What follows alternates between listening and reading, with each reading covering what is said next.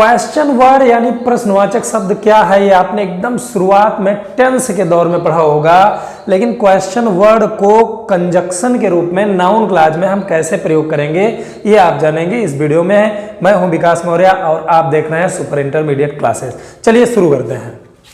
मुझे अच्छी तरह मालूम है कि तुम आजकल ऐसा व्यवहार क्यों करते हो।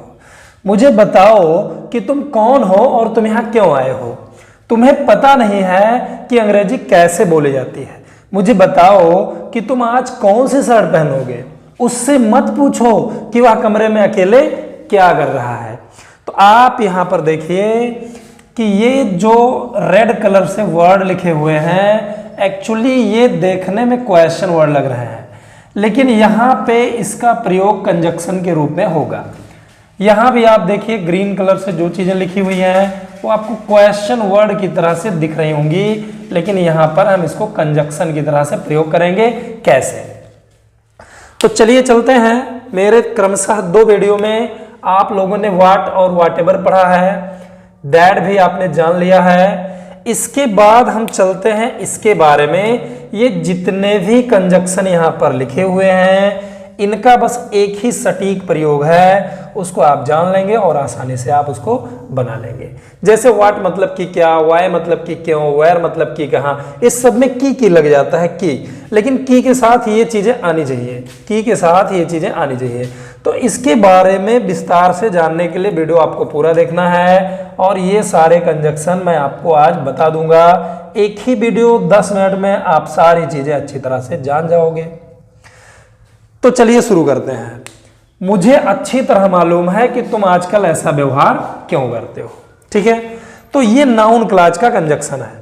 और दूसरी बात, नो मतलब सभी लोग जानते हैं, जानता हूं, लेकिन नो का मतलब ज्ञात है, मालूम है, पता है, जानता हूं, ये सब नो का मतलब होता है। तो इस ट्रांसलेशन में की और क्यों यहाँ पर एक कंजक्शन है, दोनों की अंग्रेजी वाई होती है, उसको हम लिखेंगे। लेकिन व्हाई, व्हेन, वेयर, इसके बाद हमेशा असर्टिव सेंटेंस यानी अफर्मेटिव या नेगेटिव सेंटेंस आ सकता है, इंट्रोगेटिव सेंटेंस नहीं बन सकता है, क्योंकि ये इंट्रोगेटिव सेंटेंस नहीं है। चलिए शुरू करते हैं। मुझे अच्छी तरह मालूम है, तो इसमें मुझे यानी ये सब्जेक्ट है, तो सब्जेक्ट के लिए हम आई लिखेंगे, मी नहीं लिखेंगे, आई लिखेंगे।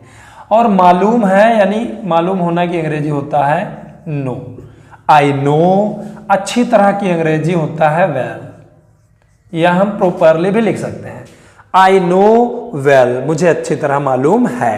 अब की और क्यों के लिए हम यहाँ पर ऐड कर देंगे वाई। तो ये आपका एक्चुअली कंजक्शन है वाई, यहाँ पे ये आपका कंजक्शन है। और फिर हम इसको बनाएंगे तुम आजकल ऐसा व्यवहार करते हो, ये अफर्मेटिव में बनाना है। व्यवहार करते हो कौन, तुम यानी यू, और व्यवहार करना की अंग्रेजी होता है बिहेव। यहाँ पे ये प्रेजेंट इनफिनिट टेंस है तो हमें ऐसे ही बनाना है, यू बिहेव। ऐसा की अंग्रेजी सो, और आजकल की अंग्रेजी होती है दीज डेज, दीज डेज। ठीक है, मुझे अच्छी तरह मालूम है कि तुम आजकल ऐसा व्यवहार क्यों करते हो। I know well why you behave so these days. ठीक है, इस तरह आपसे बनाना, बस ये ध्यान रखना ये कंजक्शन के बाद अफर्मेटिव या नेगेटिव सेंटेंस ही आएगा, इंट्रोगेटिव सेंटेंस एक्चुअली है ये नहीं है। फिर इसको बनाते हैं, मुझे बताओ कि तुम कौन हो और तुम यहाँ क्यों आए हो। तो पहले हम इसको बनाएंगे, मुझे बताओ। ये यहाँ पे इंपरेटिव सेंटेंस है तो हमने पहले लिख देना है टेल मी, मुझे बताओ। अब हमने यहाँ पर की और कौन ये कंजक्शन के रूप में इसको लिखना है हु। ठीक, टेल मी हु। फिर इसको हम बनाएंगे तुम हो। ध्यान रहे हु के बाद पहले सब्जेक्ट आना है, हु यू आर। ऐसे नहीं लिखते हैं tell me who are you, tell me who are you, ये इनकरेक्ट है, गलत हो जाएगा। Tell me who you are, tell me who you are, क्योंकि यहाँ पे ये कंजक्शन के रूप में प्रयोग हुआ है। अब यहाँ पे एक कंजक्शन और है कंपाउंड सेंटेंस का, तो हमने यहाँ पे लगा देना है and. Tell me who you are and, तुम यहाँ क्यों आए हो, तो यहाँ भी क्यों हम कंजक्शन के रूप में लिख देंगे वाई, वाई। अब इसको हम बनाएंगे तुम यहाँ आए हो, ये एक्चुअली प्रेजेंट परफेक्ट टेंस है, तो इसको इसके बाद पहले सब्जेक्ट आना चाहिए यू। अब ये प्रेजेंट परफेक्ट है तो यहाँ पे हमने हैव का यूज कर दिया, यू हैव। आना की एनर्जी कम, और यहाँ की अंग्रेजी हेयर। हैव के साथ थर्ड फॉर्म लगता है तो थर्ड फॉर्म यहाँ पे हो गया, ये बन गया।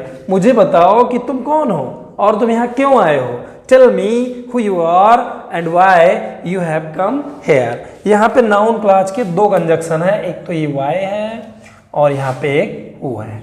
ठीक है, इस तरह से आपको बनाना है। जब किसी क्रिया के ऑब्जेक्ट के रूप में पूरा नाउन क्लॉज आ जाता है तो हम उसे ऑब्जेक्ट टू ये वर्ब कहते हैं। ये भी मैं आपको अगले वीडियो में समझाने वाला हूं, लेकिन पहले ये चीज आप जान लीजिए। चलिए समझते हैं आगे। कि कैसे, कि कैसे, तुम्हें पता नहीं है कि अंग्रेजी कैसे बोली जाती है, तुम नहीं जानते हो कि अंग्रेजी कैसे बोली जाती है, तो तुम्हें पता नहीं है। एक्चुअली प्रेजेंट इफेक्ट टेंस है तो हमने इसको बनाया यू, प्रेजेंट इफेक्ट में डू नॉट। अगर आप टेंस नहीं जानते हो तो बहुत बड़ी कमी है, पहले टेंस सही करना पड़ेगा। यू डू नॉट और पता की अंग्रेजी होता है know. You do not, know तुम्हें पता नहीं है। अब यहाँ पर की और कैसे दोनों की अंग्रेजी हमने हाउ का यूज कर देना। ध्यान रहे कि कैसे, की कौन, इसके लिए बस हु, व्हाई, वेयर यही लिखना है, दैट नहीं लगाना है। ठीक है, इसमें की इंक्लूडेड है, यहाँ पे देख सकते हो। You do not know how. अब अंग्रेजी बोली जाती है, अंग्रेजी कौन बोलता है, मतलब डूअर नहीं है, सब्जेक्ट नहीं है, तो ये पैसिव वॉइस बनेगा। ऑब्जेक्ट पहले लिखिए, बोली जाती है क्या, अंग्रेजी, यानी यहाँ पे हमने लिखना है इंग्लिश। ठीक है, इंग्लिश। और इसके साथ सहायक क्रिया इज का यूज करेंगे, क्योंकि प्रेजेंट इफेक्ट में अगर वाक्य पैसिव वॉइस हो, डूअर ना हो, तो हमें is am are plus verb की थर्ड फॉर्म से बनाना होता है। हाउ इंग्लिश इज, और बोलना की अंग्रेजी स्पीक, उसका थर्ड फॉर्म स्पोकन, क्योंकि पैसिव वॉइस में हमेशा हमें थर्ड फॉर्म लिखना होता है। अगर आप टेंस और पैसिव वॉइस नहीं जानते हैं तो आपको स्टार्ट से इंग्लिश पढ़ने के लिए मुझे मेरे नंबर पर संपर्क कर सकते हैं। तुम्हें पता नहीं है कि अंग्रेजी कैसे बोली जाती है, यू डू नॉट नो या you don't know how English is spoken. बन गया मस्त एकदम, चाहे अंग्रेजी बोलिए चाहे अंग्रेजी लिखिए, कुछ भी करिए अंग्रेजी में यार, सब कुछ हो जाएगा। मुझे बताओ कि तुम आज कौन सी शर्ट पहनोगे। मुझे बताओ कि तुम आज कौन सी शर्ट पहनोगे। तो इसमें भैया ये जो कौन सी शब्द है, क्वेश्चन वर्ड है, इसके बगल में जो शर्ट लिखा है वो साथ में लिखेंगे कि कौन सी शर्ट, क्योंकि which, whose, how many, how much, इसके बाद जो वर्ड होते हैं अर्थात जिससे प्रश्न पूछने का काम करता है उसको भी हमें साथ में लिखना होता है। तो मुझे बताओ, ये इंपरेटिव सेंटेंस है, पहले इसको बनाइए, टेल मी। अब यहाँ पर की कौन सी शर्ट, हम कंजक्शन के रूप में इसको लिखेंगे कि कौन सी शर्ट, तो इसका हो जाएगा कौन सी की अंग्रेजी हमने विच लिख देना है, वर्ड भी लिख सकते हैं, विच shirt, which shirt, tell me which shirt. अब तुम आज पहनोगे, पहले सब्जेक्ट आना चाहिए, ध्यान रखना, तुम यानी यू, और ये चूंकि फ्यूचर इंडेफिनिट टेंस है तो हम बनाएंगे यू विल, और पहनना की अंग्रेजी वेयर होता है या पुट ऑन लिख सकते हैं, और आज की अंग्रेजी होती है टुडे। मुझे बताओ कि तुम आज कौन सी शर्ट पहनोगे, tell me which shirt you will wear today. इस तरह से बनाएंगे।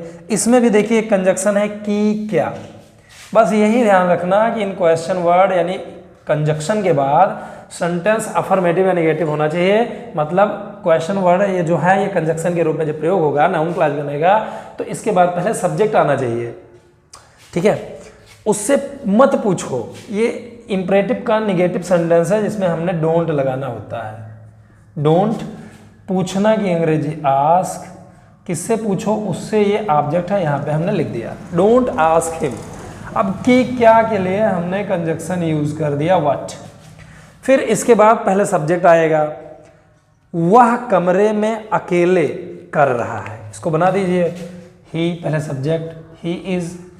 ठीक है, ही इज कर रहा है, करना की अंग्रेजी होता है डू, उसमें आईएनजी जोड़ देंगे क्योंकि ये प्रेजेंट कंटीन्यूअस टेंस है। Don't ask him what he is doing, अकेले की अंग्रेजी हमने लिखना होता है अलोन, और प्रीपोजिशन लास्ट में हो जाता है कमरे में, इसको हम लास्ट में कर देंगे इन द रूम। ये ट्रांसलेशन बनके तैयार हो गया।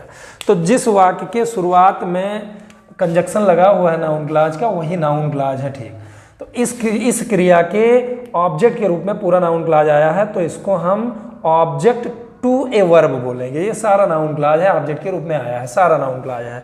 इसी प्रकार कोई भी ये क्वेश्चन वर्ड कंजक्शन के रूप में आपको प्रयोग करना हो तो आप बीच में लिख दीजिए, और उसके बाद असर्टिव अफर्मेटिव या नेगेटिव सेंटेंस आपको बनाना है। इस तरह से आपका ये बन जाएगा कोई भी क्वेश्चन वर्ड। अब दोस्तों अगर आपने मेरे वीडियो को पूरा देखा है तो आपको कमेंट में किसी न किसी एक कंजक्शन से, इतने से किसी न किसी एक कंजक्शन से आपको एक सेंटेंस बनाना है। देखते हैं कितने लोग बना लेते हो। इन्हीं क्वेश्चन वर्ड से कंजक्शन के रूप में इनका प्रयोग करके कमेंट सेक्शन में आपको एक सेंटेंस बनाना है। ठीक है, सही होता है तो मैं रिप्लाई करूंगा, गलत होता है तो मैं बताऊंगा। Thanks for watching. अगर आप वीडियो में नए हैं तो चैनल को सब्सक्राइब कर लीजिए। वीडियो पसंद आया तो लाइक शेयर जरूर करिए।